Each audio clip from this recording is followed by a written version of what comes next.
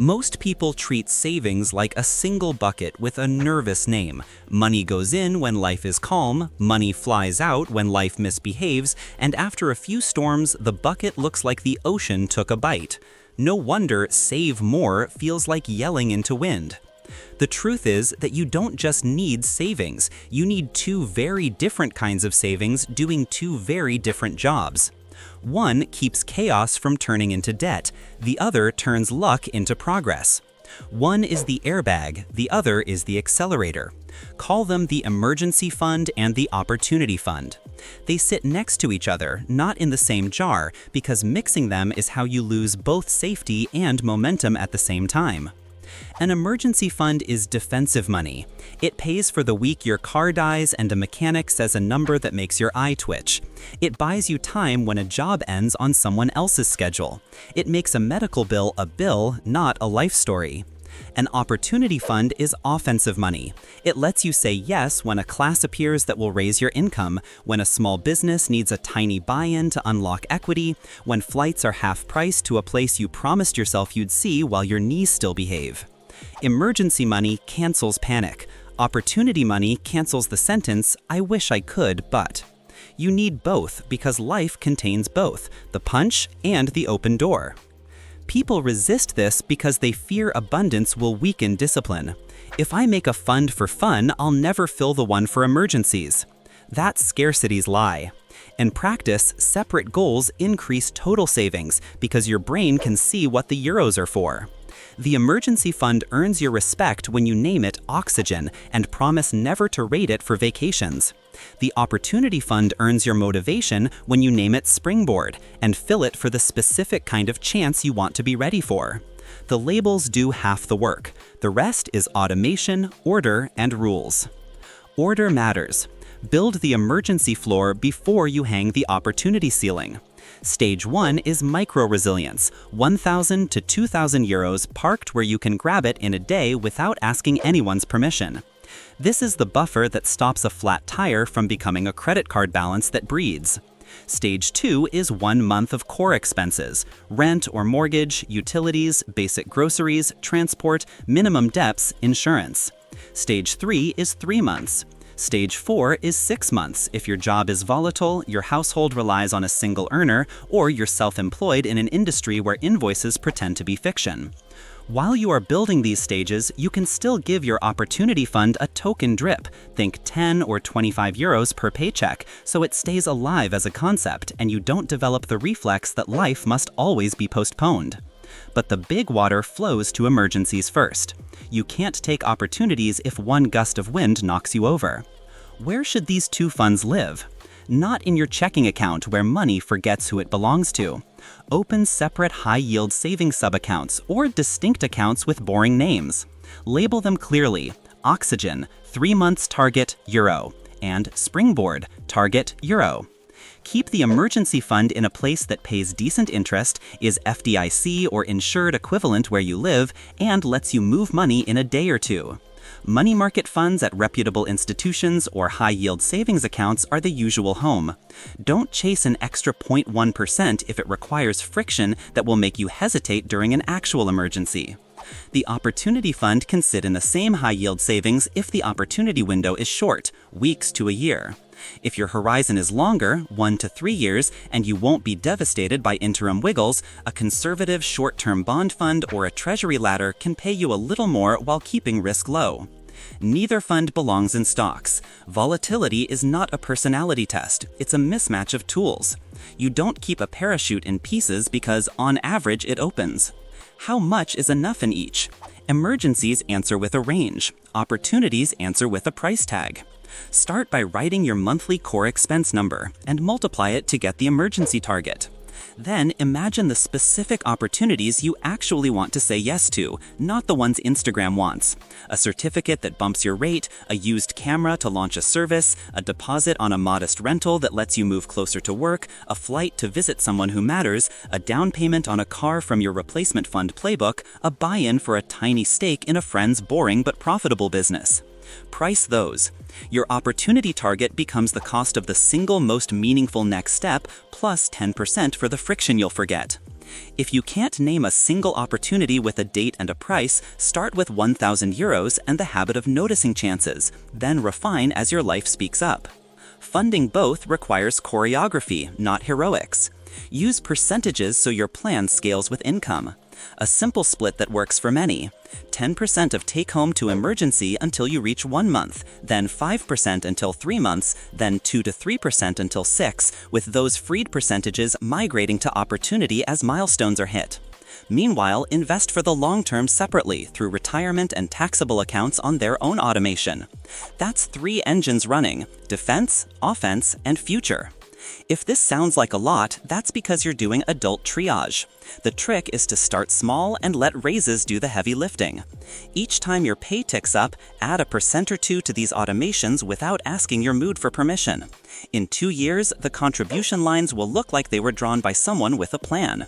That someone is you on a good Tuesday with 15 minutes to click Save. Rules keep the funds honest. Emergency money pays for unexpected, necessary, immediate problems. It does not pay for predictable annuals you forgot to plan, aspirational gear, or boredom. If the car needs tires at the mileage the manual predicted, that's a sinking fund, not an emergency. Create a small annual sub-account to prepay those known beasts: insurance premiums, car registration, medical deductibles, memberships, holidays. Opportunity money pays for things that improve your trajectory or your life's vividness without sabotaging your core obligations. It funds skill, proximity, equity, and memories, with preference for choices that return value beyond the week. A rule of thumb: if you won't remember it in 3 months and it won't make you any faster, pass. The distinction is humane, not Puritan. You are not a robot. You are a person designing for both safety and joy. What about guilt? People feel bad dipping into either bucket. Guilt makes you freeze and then use a credit card in secret. Replace guilt with ceremony. When you use the emergency fund, you say aloud, "This is what the money is for." You pay the bill. You move on. Then you set a small automatic refill increase for a few months so the bucket heals without you grandstanding. When you use the opportunity fund, you write 2 lines in a note: the thing you funded and the date you expect it to pay you back, in money, time, sanity, or experience.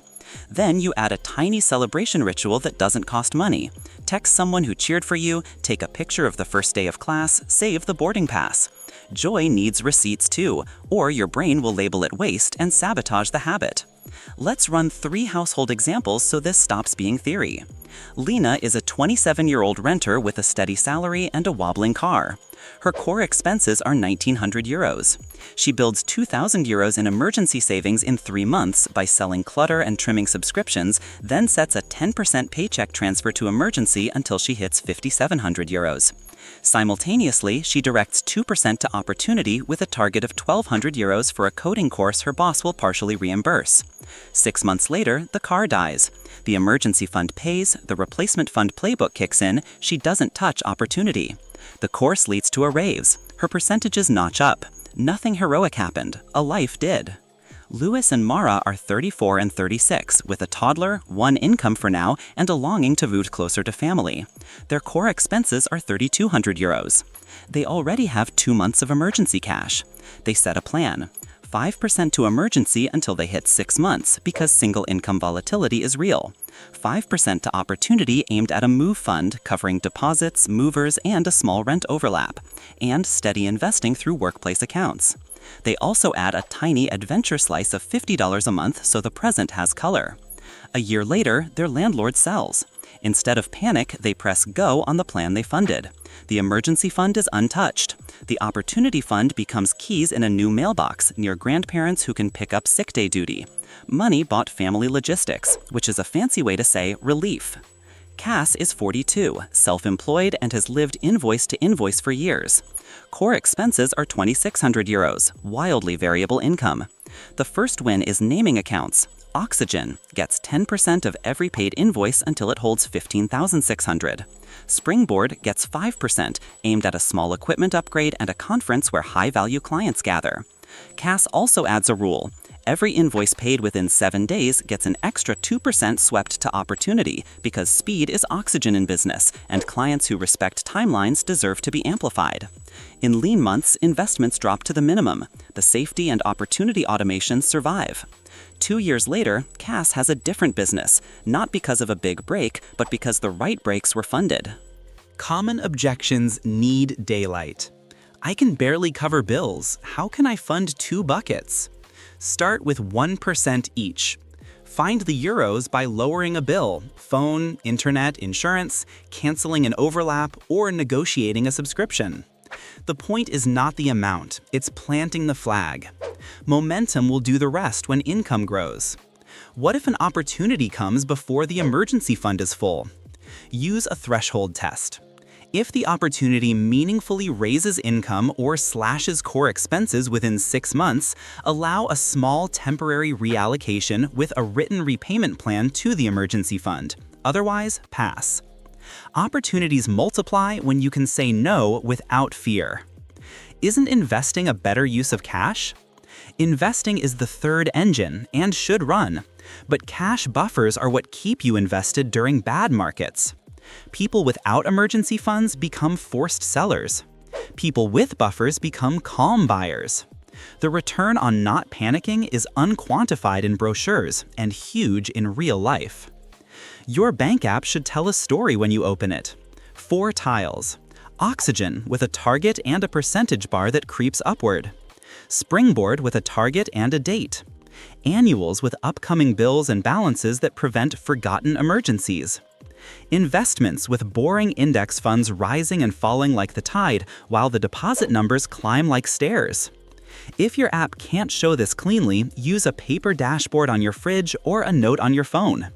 Visibility turns discipline into default. Guard against sabotage with simple permissions. Permission 1. In a true emergency, you are allowed to pull from both funds if needed. Humans before rules. Permission 2. If you dip into opportunity for something that didn't pay you back, you are not a failure. You learned the price of clarity. Write the lesson and adjust the future target so it's sharper.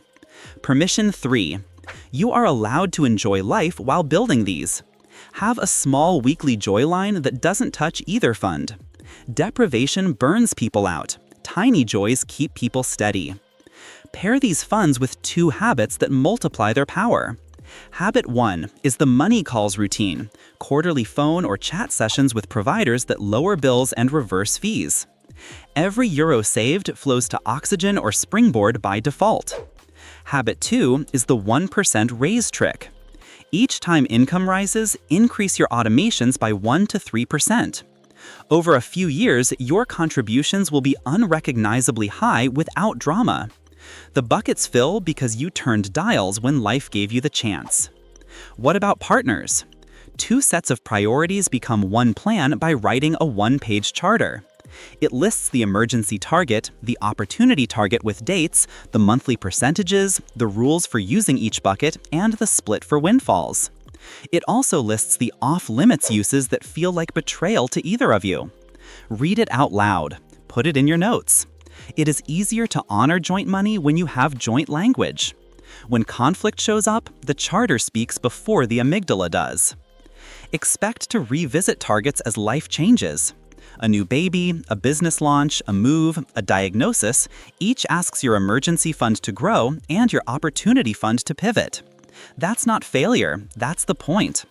These funds are alive, they respond.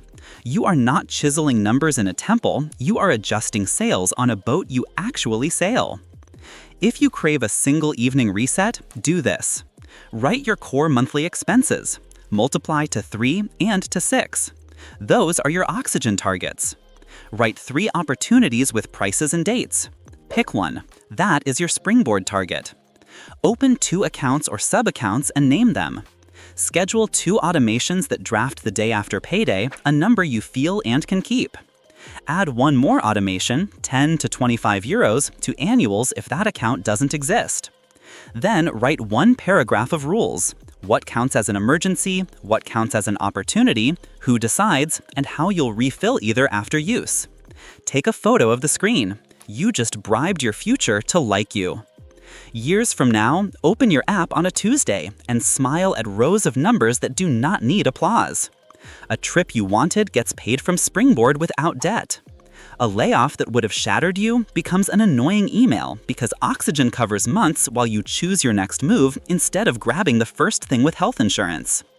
An I wish becomes I will because money was waiting with a job already written. That is why you need both funds, not to be fancy, to be free enough to say no to panic and yes to possibility without asking a bank for a hall pass. 2 buckets, 2 jobs, 1 life that quietly resists chaos and practices joy. That's a system worth building on a night when the apartment is quiet and the future feels close enough to touch. Name the accounts, turn on the automations, then go life. The buckets will fill while you're busy being human.